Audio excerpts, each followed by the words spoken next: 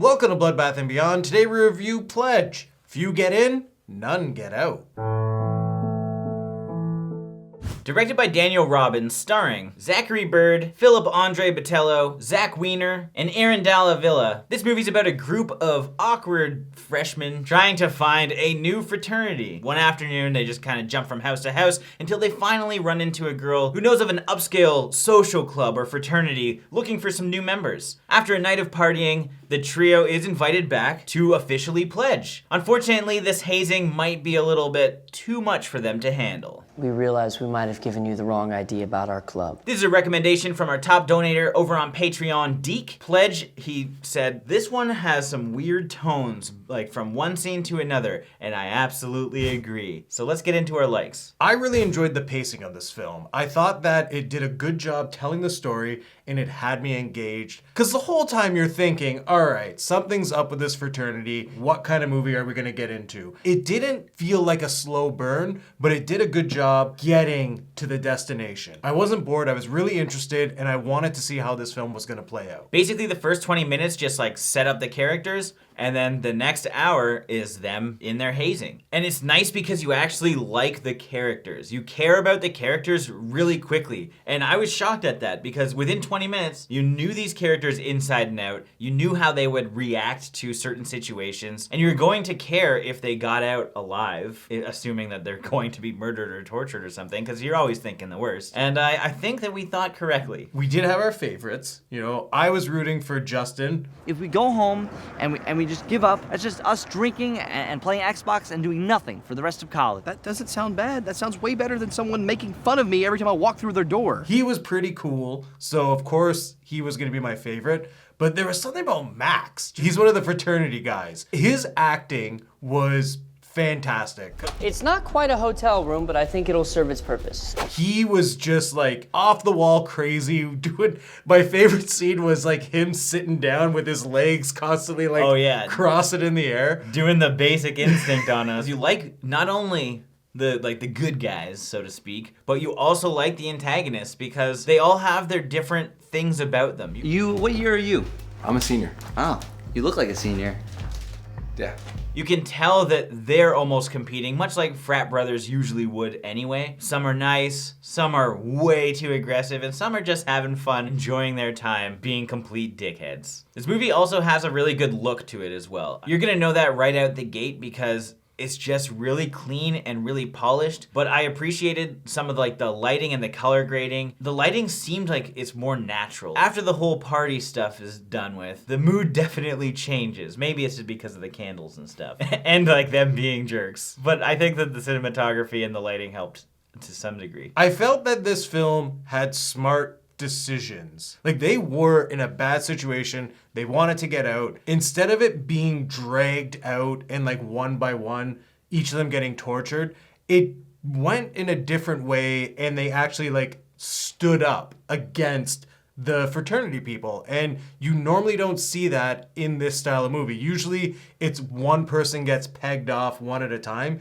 And I like that this had more of a showdown between the pledges and the frat brothers. We can't get into the ending too much, but I did like some little surprises that we had. It was enjoyable, but we're not even going to hint at what they could be. So we'll just move on from there into our dislikes. This is a dislike I have with every movie that starts off like this. Don't show something that's going to spoil the movie in the opening scene. Whether it's one of those ones where you see the end of the movie and then they do the flashback and you're waiting for that moment. That's not in this film. Instead, you get this very obvious location with a pledge running away and then he dies. And you know what's going to happen. So when our three pledges are walking up to this house, instantly you know this is not a good situation. Right, you know they're about to get fucked up. You know that they're gonna get a branding of some sort. And it's just like, well, okay. They definitely could have built it up and just been like, just playing, welcome to the fraternity or something. But because they show a kill right off the bat, you know that they're actually killing people. And if they just didn't show that stuff, a little bit more mystery would have been worked into this. Even though the character we saw at the beginning has nothing to do with the three pledges that we are introduced to, it still gives us the sense that this environment is a bad place. There are some moments where I don't think the decision making was the best, but that's gonna happen. If you're in a really tense situation, I don't think you're gonna be acting as quickly as you might think you would. But it did seem like there were certain situations where I've been like, nope, I'm not fucking doing this. I either concede and do whatever they wanted me to do, or I get my ass kicked. And basically everybody folded on their decisions throughout the process, specifically when it came to like the food scene. Everyone was like, I'm not eating this. Come on. Okay, I'm eating this. They didn't have strong enough stances in certain situations, and I think they should have. And that's where like David's character was the most annoying, because you can tell like all he wants is that like frat life. He wants babes, he wants to party, he just wants to be in this fraternity and feel accepted. And I just felt like his character really was more annoying. If we did something wrong, we love constructive criticism. Please just tell us. We want to know. Please don't tell us. I don't want to know. I don't. I'd like to. We'd like to. You're just not the right. You guys are weird. If any pledge had to die, I was okay with it being David. AKA Jerk McLovin. Now it's time for our final thoughts and ratings. I really enjoyed this film because I didn't know anything going in, and it was surprising. There are some great reveals. I really enjoyed the characters because it's kind of like a subdued Superbad with some evilness to it. Even the bad guys, you're like, I want to see how this kind of plays out, because you can see the rivalry between them. And you also are really interested in what's next. If they're getting branded as step number 1, what the hell else is there gonna be? So that waiting game is kind of fun, and the movie just in general has a really quick pace to it. So I was never bored, and I enjoyed myself throughout. Aside from minor character decisions, I didn't really have any issues with this. So I'm gonna give this 4, despite all my rage, rats fighting in a cages, out of 5. I had to add the cages at the end. It was really weird, but whatever, you get it, out of 5.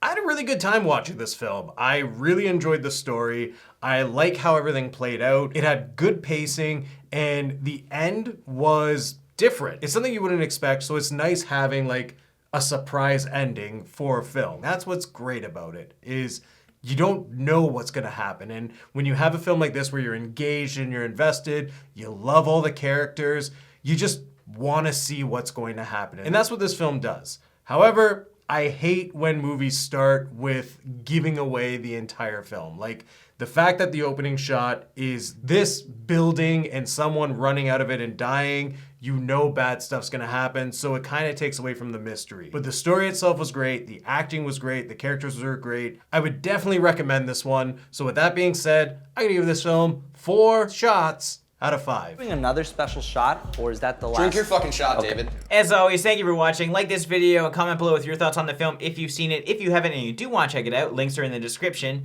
Big shout out to Deke. Thank you again for the recommendation. If you want to recommend a movie for us to review, Patreon link is also in the description. And if this is your first time here, make sure you subscribe to the channel to stay updated with everything Bloodbath and beyond.